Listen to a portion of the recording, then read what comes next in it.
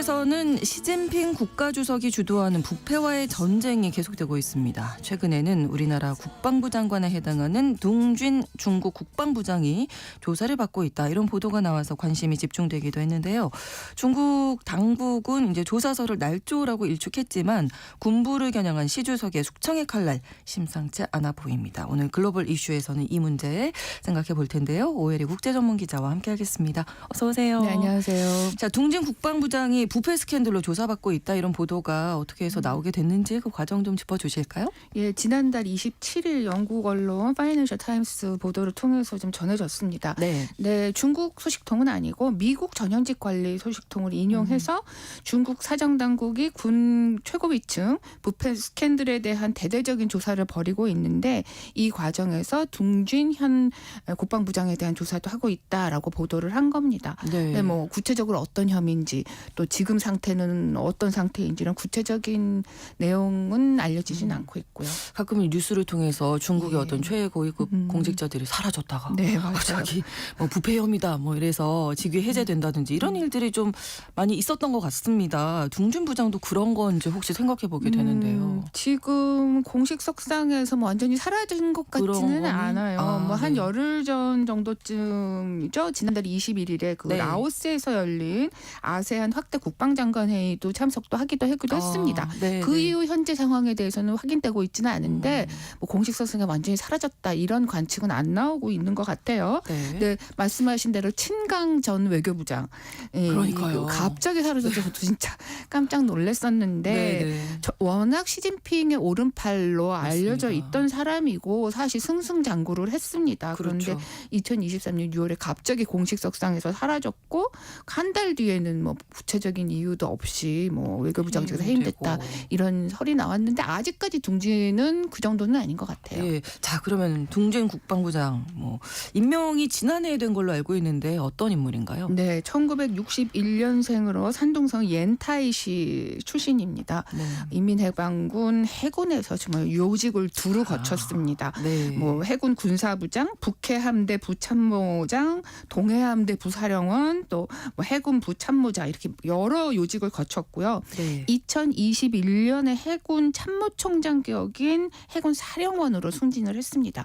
그리고 지난해 12월 29일인가 정말 연말이었어요. 그때 제14기 전국인민대표대회 상무위원회 7차 대회가 열렸는데, 그때 중국의 14대 국방부장으로 임명이 됐습니다. 네, 해군 출신이 그런데 이렇게 국방부장에 임명이 되는 게 아주 드문 일이라면서요. 네, 맞아요. 아주 드문 일이어서 그때도 이 부분에 대한 관심이 꽤 많이 모였습니다. 사실상 최초의 해군 출신 국방부장이다 이런 얘기도 있었는데, 사실 그 전에도 한 사례가 있기는 있어요. 1982년부터 88년까지 국방장관이었던 장 아이핑이 좀 그런 케이스인데, 이 사람은 1949년에 해군 사령관을 맡았던 사람이어서 인민해방군 초기에 해군 체제를 이제 갖추게 하는데 아주 중요한 역할을 했던 사람이긴 합니다. 근데 해군에서 복무했던 기간이 좀 짧고 대신 오랫동안 육군에서 이제 근무를 했었거든요. 그래서 실질적으로 완전히 해군에서만 성장해온 이 둥진과는 좀 다른 케이스라고 할 수 있을 것 같아요. 그런데 둥진이 해군 출신으로서 국방장관이 된데 좀 의미가 남다르다라고 하는 분석이 꽤 많습니다. 왜냐하면 그만큼 이례적인 것은 시진핑이 보기에 해군 전력 강화가 얼마나 중요하다라고 판단했던 게 그를 발탁하게 되는데 한 가지 이유가 되지 않았었나, 이렇게 보는 해석들이 많습니다. 특히 이제 대만과의 관계에서 양안 전쟁 때, 또 더군다나 미국이 최근 들어서 태평양 뭐 이런 전략을 굉장히 확대하고 있어서 두루 그런 것들이 고려했던 인사가 아닐까라고 하는 분석이 많이 나왔었죠. 네, 그랬던 둥진 국방부장이 이렇게 대대적인 군 부패 조사와 연관해서 이제 조사를 받고 있다, 이런 보도인데 이 조사라는 게 언제부터 어떻게 진행돼 온 건가요? 예, 뭐 실질적인 조사는 꽤 오래전부터 있었던 것으로 알려지고 있는데 본격적으로 확대된 거는 지난해부터입니다. 인민해방군에 대한 이 부패 수사가 본격적으로 확대가 됐는데 좀 1년 남짓한 기간 동안에 뭐 20명이 넘는 사람, 최고위급의 이런 뭐 군인, 군 관계자들, 특히 방산업체 관계자들 이런 사람들이 많이 숙청이 됐습니다. 그 과정에서 로켓군 사령원 대장급인데요. 네. 들이 또 숙청이 됐고 또 웨이펑허 전 국방부장 네. 또 리상프 전 국방부장도 지난해에 당적이 박탈된 채 이제 반부패 조사를 현재까지도 받고 있는 것으로 알려지고 있습니다. 네. 이 웨이펑허 전 국방부장 경우에는 이 시진핑 국가주석이 2012년에 처음으로 이제 당권과 군권을 전부 장악했잖아요. 그때 첫 장성급 인사에 포함시켰을 정도로 굉장히 이 신임을 받던 사람이었습니다. 그래서 2018년에 국방부장이 됐고 2023년 3월에 퇴임을 했는데 네. 그 뒤에 이제 리상프라고 하는 사람이 이제 국방부장이 됐습니다. 네. 그런데 뭐 국방부장이 된 지 얼마 안 돼서 지난해에 갑자기 실종이 되더니 2달 후에는 해임 발표가 났습니다. 그래 리 전 부장 같은 경우에는 해임의 이유가 네. 혐의가 이제 주로 이 로켓군을 겨냥했던 이 반부패 조사와 연관이 된 것으로 알려지고 있는데 이 웨이펑허, 리샹푸 다 이 로켓군과 관련된 부패로 조사를 받는 게 아니냐라고 하는 얘기가 나오고 있습니다. 그러니까 지금 현재 그 후임으로 둥진 국방부장이 발탁이 된 건데 네, 네. 지금 임명된 지 1년이 채 1년이 안 안 됐잖아요. 됐어야지. 그러니까 전현직 국방부장이 모두 조사를 받고 있는 게 아니냐라고 하는 게 말이 나오고 있는 거죠. 네, 여기에다가 최근에 중국군 서열 5위인 мя오화 공산당 중앙군사위원회 위원 네. 겸 정치공작부 주임도 정직 처분을 받았다. 이건 다 연관이 돼 있을 네, 것 맞아요. 같아요. 근데 사실상 이 로켓군 또는 이 군부와 관련된 조사의 핵심 인물을 네. мя오화라고 하는 사람이 아니겠느냐라고 하는 지적이 많습니다. 네. 왜냐하면 мя오화가 중국 인민해방군을 이끄는 6명의 최고 급의 임사가 있거든요. 네네. 그 중에서 서열 5위거든요. 그러면은 국방부장보다 서열이 높습니다. 와. 중앙 군사위원회 이제 네. 공산당 중앙군사위원회가 이 사실상 인민해방군을 이끄는 조직인데 네네. 이 조직이 6명으로 이루어져 있습니다. 위원 체제가. 네.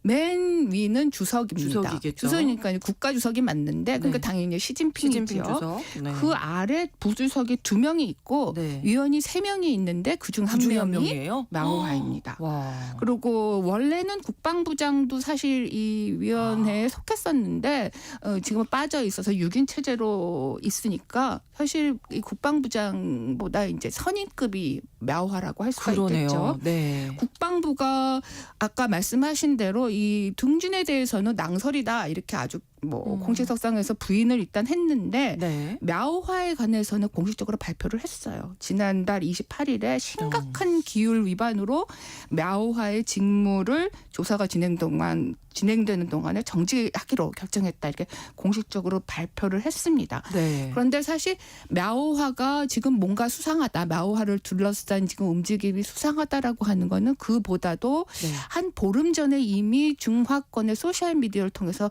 그런 설이 돌았습니다. 네. 그러니까 мя오화가 뭐 두건으로 얼굴을 가린 채 군인들에게 체포돼서 끌려갔다. 그 모습을 본 사람들도 꽤 많이 있다는 소문이 돈다.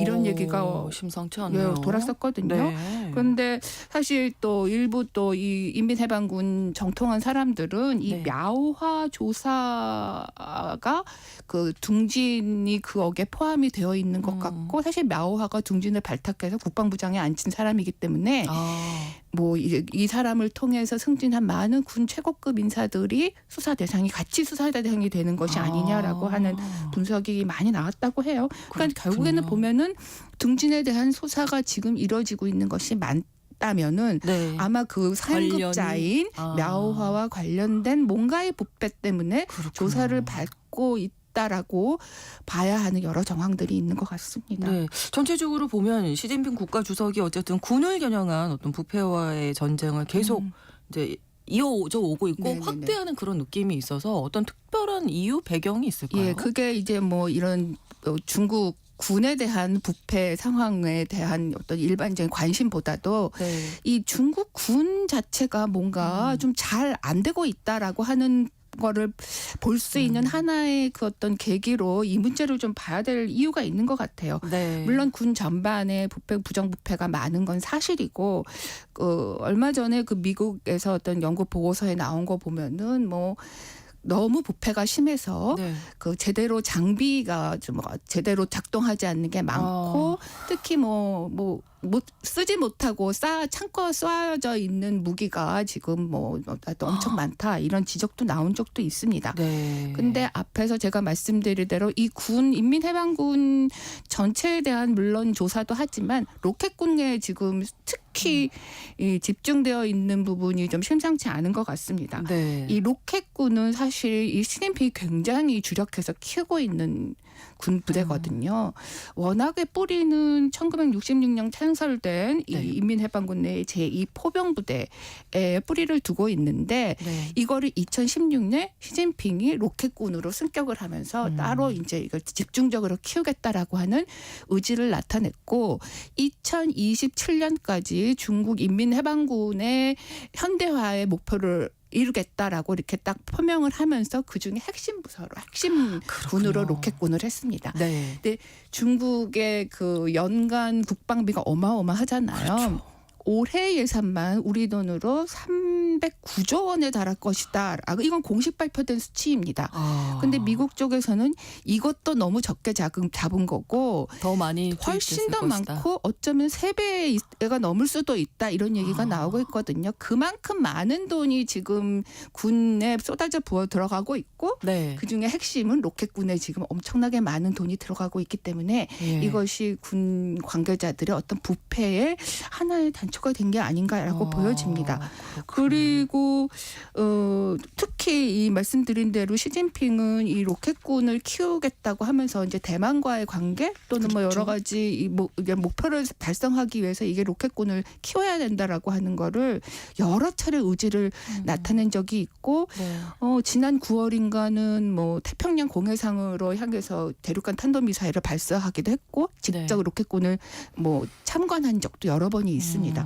그런데 이 로켓군의 지금 부패가 너무 심해서 제대로 목표를 못 따르고 달성하고 있다라고 하는 판단을 하고 있고 네. 시진핑이 그래서 굉장히 대노하면서 이쪽에 대한 사정의 칼날을 좀 집중하고 있는 게 아니냐라고 보여집니다. 네. 근데 이 부패와의 전쟁이 뭐 지금 10년이 넘어가는데 네. 이렇게 장기간에 걸쳐서 왜 이렇게 계속하고 있는 건지 정말 이제 부패 때문인 건지 다른 어떤 속내가 있는 건지. 이 부패가 심각한 거는 네네. 사실인 것 같습니다. 네. 그런데 2012년에 이제 당권과 군권을 다 장악한 이후에 실질적으로 2013년에 네. 이 부패와의 전쟁을 선언을 했거든요. 그러니까는 뭐 이 부패를 뿌리 뽑는 것이 중국의 어떤 발전의 아주 기본적인 전제다라고 보고 있는 거는 맞는 것 같아요. 네. 그런데 이제 이 내부 기강을 다잡고 권력을 강화하는 수단으로 이 부패와의 전쟁이 이용되고 있다라는 게 이제 문제겠죠. 그렇죠. 특히 이제 3연임을 시작해서 뭐 장기 집권 체제로 들어간 2022년 이후부터 더 심해졌다라고 하는 지적이 많습니다. 네. 2013년부터 이제 본격적으로 이 부패와의 전쟁을 시작했다라고 말씀을 드렸는데 그 이후 지난 한 11년간 동안 부패 혐의로 조사받고 낙마한 차관급 이상의 초고위층 관료가 300명이 넘고 또 2023년 한 해에만 네. 전년도가 32명이 이제 숙청이 됐는데 네. 2023년 한 해에만 45명의 고위 관료가 숙청이 됐다라고 하거든요.